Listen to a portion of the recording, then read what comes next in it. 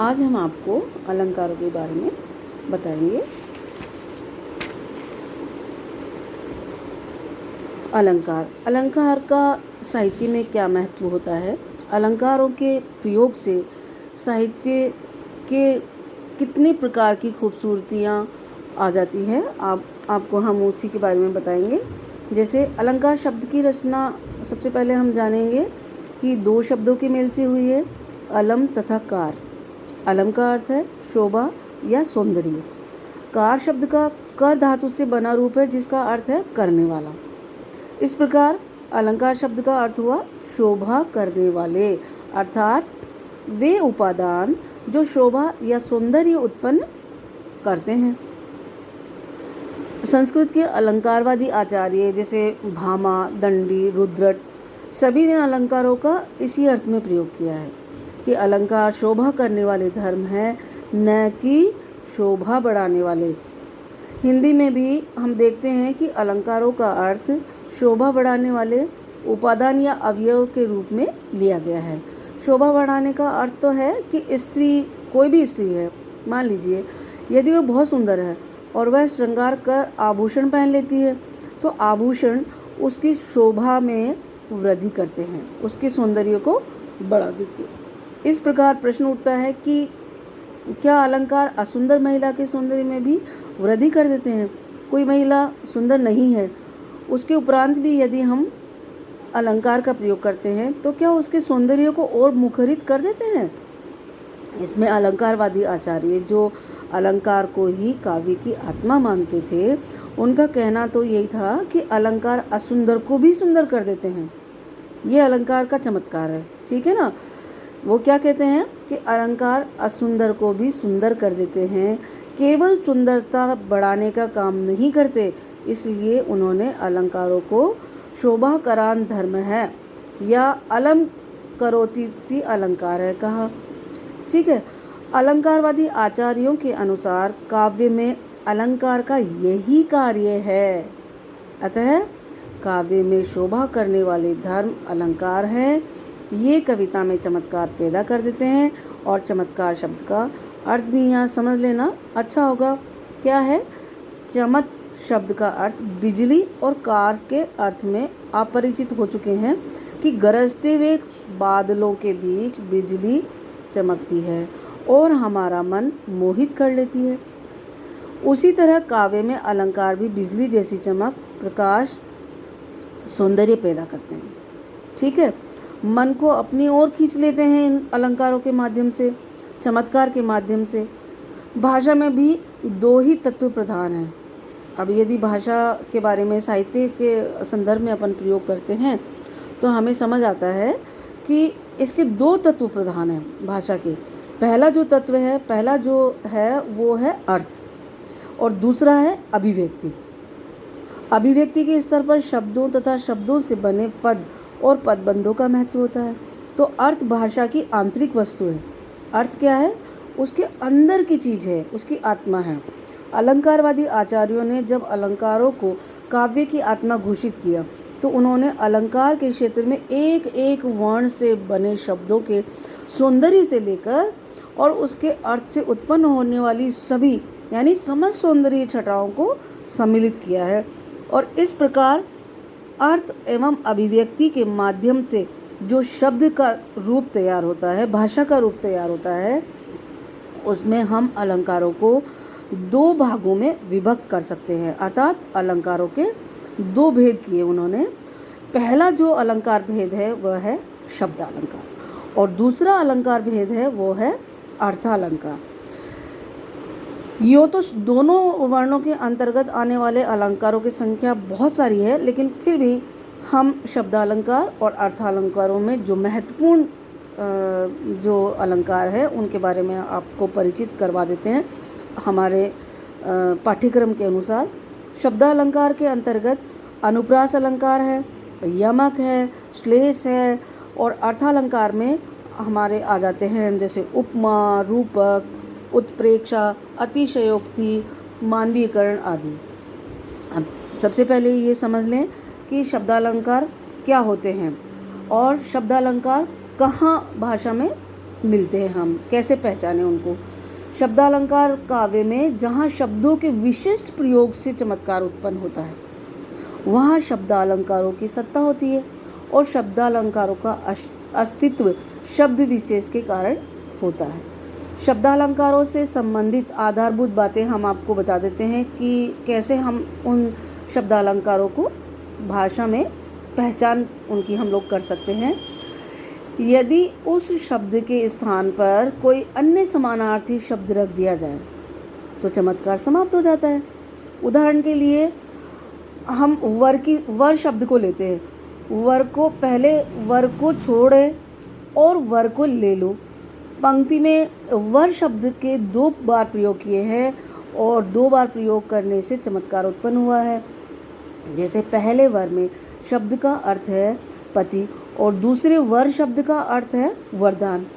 हम आप एक उदाहरण के माध्यम से समझाते हैं। सावित्री की कथा में कि यमराज सावित्री के पति सत्यवान के प्राण लेकर जाना चाहते हैं और वह अपने पति के प्राण लौटाने का अनुरोध करती है।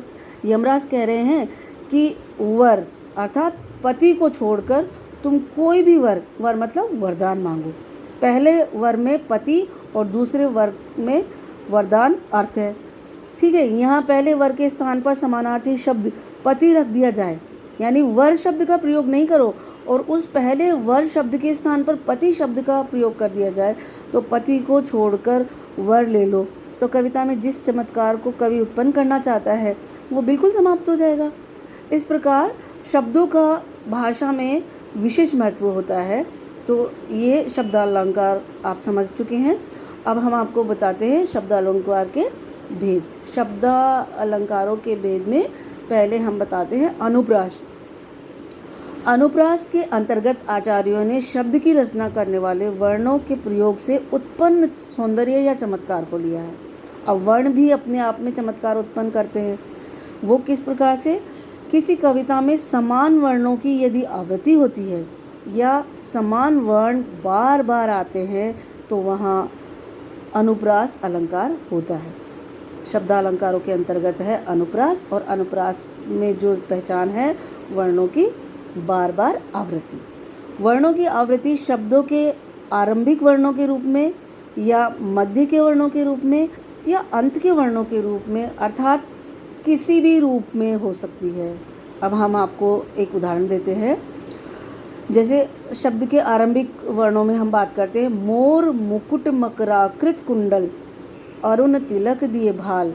अब मोर, मुकुट और मकराकृत, इस पंक्ति में म वर्ण की आवृत्ति प्रथम वर्ण के रूप में बार बार हो रही है। एक और उदाहरण के माध्यम से आप ठीक से समझिए। कल कानन कुंडल मोर पखा उर्पे बनमाल विराजत है, यानी कल कानन कुंडल, फिर से प्रथम वर्ण में ही क वर्ण की आवृत्ति हो रही है, और उर्पे बनमाल विराजत है, ब वर्ण की आवृत्ति बार बार हो रही है। ठीक उसी प्रकार से अब मध्य के वर्णों में जो आवृत्ति होती है, ये तो थे प्रथम वर्ण में किसी एक वर्ण की आवृत्ति बार बार। अब मध्य वर्ण में किस तरह से होती है? छोरटी है, गोरटी है या चोरटी अहीर की, इसमें क्या है? र वर्ण की आवृत्ति बार बार हो रही है। छोरटी है, गोरटी है या चोरटी अहीर की, इसमें र जो वर्ण है ये मध्य में आ रहा है शब्द के और ये बार बार आ रहा है, यानी इस वर्ण की र वर्ण की आवृत्ति बार बार है। अब शब्द के अंतिम वर्ण में आवृत्ति देखिए आप। छोरटी है, गोरटी है या चोरटी अहीर की, जिसमें ट वर्ण है। छोटी है, गोरटी है या चोरटी है अहीर की, इसमें ट वर्ण जो है शब्द के अंत में आ रहा है और ये ट वर्ण इस पंक्ति में बार बार शब्द के अंत में आ रहा है। इस प्रकार हम देखते हैं कि शब्दालंकार के अंतर्गत जो अनुप्रास अलंकार है उसमें प्रारंभ में जो वर्ण की आवृत्ति बार बार हो रही है, दूसरा है मध्य में र वर्ण की आवृत्ति बार बार हुई है। इसी प्रकार शब्द के अंतिम वर्ण में ट वर्ण की आवृत्ति हम बार बार देखते हैं। कुछ ऐसे उदाहरण भी है मिश्रित, जिनको हम और अच्छे से समझ लेते हैं। मिश्रित वर्णों में क्या होता है कि आवृत्ति, मिश्रित उदाहरणों में यदि वर्णों की आवृत्ति आदि मध्य और अंत कहीं भी हो, तो जैसे चाहे जहाँ जाकर रहे जीवित न तू रह पाएगा, जहाँ पे हम देख रहे हैं कि चाहे जहाँ जाकर रहे जीवित न रह तू पाएगा, इसमें जो है, जहाँ है और जहाँ के साथ में जाकर है, रहे में है, जीवित में जीव और रह पाएगा। इस तरह से ये एक मिश्रित वर्ण जो बार बार आ रहे हैं। एक और उदाहरण देते हैं। जाकी कृपा पंगु गिर अधे, अंधे कौ सब कछु दर्शाई।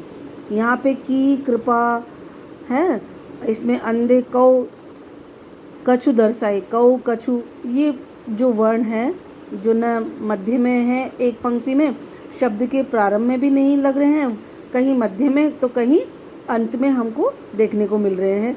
तो ये जो है वो वर्ण की आवृत्ति बार बार है, लेकिन ये मिश्रित रूप में है।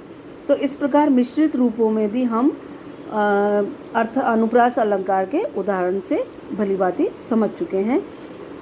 अब हमारा दूसरा अलंकार है, शब्द अलंकार का दूसरा जो भेद है वो है यमक अलंकार। यमक अलंकार में अनुप्रास अलंकार में जहाँ वर्णों का चमत्कार प्रधान होता है, समझ रहे ना, वर्णों का चमत्कार प्रधान होता है, वहीं शब्द यमक में शब्दों का होता है। इसमें ये अपने आप में एक भेद भी है कि अनुप्रास अलंकार में वर्ण बार बार आते हैं, जबकि यमक में क्या है, शब्दों का प्रयोग होता है। देखिए, जहाँ एक शब्द की आवृत्ति एक से अधिक बार होती है और हर बार उसका अर्थ भिन्न होता है, वहाँ यमक अलंकार होता है। शब्द अलंकार का विशेष महत्व बताया हमने अभी आपको कि शब्द ही अपने आप में चमत्कार उत्पन्न करते हैं। ठीक है, तो जो यमक अलंकार है और जो अनुप्रास अलंकार है उसमें ये एक मुख्य भेद भी है कि इसमें अनुप्रास में वर्ण की आवृत्ति प्रारंभ, मध्य, अंत में या मिश्रित रूप में हो सकती है। ठीक उसी प्रकार से यमक अलंकार में जहाँ एक पूर्ण शब्द की आवृत्ति एक या एक से अधिक बार होती है और उसका अर्थ भिन्न होता है, वहाँ यमक अलंकार होता है। अब आरंभ में वर को छोड़े और वर को ले लो में वर शब्द जो अपन ने पढ़ा है एक उदाहरण के माध्यम से, शब्द यमक अलंकार का ही उदाहरण है। जैसे बापू को कर नित दूर दूर, हर बरस बरस दिन आता। यहाँ प्रथम बरस शब्द का अर्थ है वर्ष, साल, ठीक है, और दूसरे बरस शब्द का अर्थ है मृत्यु अथवा मृत्यु या बरस दिन का अर्थ है मृत्यु दिवस। जैसे अपन बरस का मतलब होता है एक संपूर्ण एक 12 महीने का जो एक अंतराल है, 12 महीने का एक जो शब्द है जिसको हम बोलते हैं वह साल या वर्ष है, और दूसरे बरस का अर्थ है बरस दिन, यानी मृत्यु इसको ले सकते हैं, मृत्यु दिवस जिसे बोलते हैं। माला, दूसरा उदाहरण एक और आप देख लीजिए, माला फेरत जुग गया, ठीक है ना, गया न मन का फेर, कर का मन का डारी के मन का फेर। यहाँ मन का फेर पंक्ति के अंदर हम देख रहे हैं, ये एक हमने मन का फेर में एक शब्द है मन का, और इसके 2 बार प्रयोग हुए हैं और दोनों बार ही इनका अर्थ भिन्न है। मन का शब्द का 2 बार प्रयोग होने के बाद में जो मन का, पहले मन का अर्थ है हृदय और दूसरे मन का अर्थ है माला। अर्थात पूरी पंक्ति में कवि कह रहा है कि कर का मन का, हाथ की माला को फेंक दे, तथा मन का यानी मन की, हृदय की माला का जाप कर। अतः हम इस उदाहरण के माध्यम से ठीक से समझ सकते हैं कि भाई शब्द का बार बार प्रयोग और हर बार उनका अर्थ जो है भिन्न है, तो ये यमक अलंकार का उदाहरण है। एक और उदाहरण से भलीभांति समझ लेंगे। कनक कनक तय सोगुनी, मादकता अधिकाय, या खाए बोरात है और वाह पाए बोराए। यहाँ कनक शब्द की आवृत्ति 2 बार हुई है। पहले कनक का अर्थ है धतूरा और दूसरे कनक का अर्थ है सोना।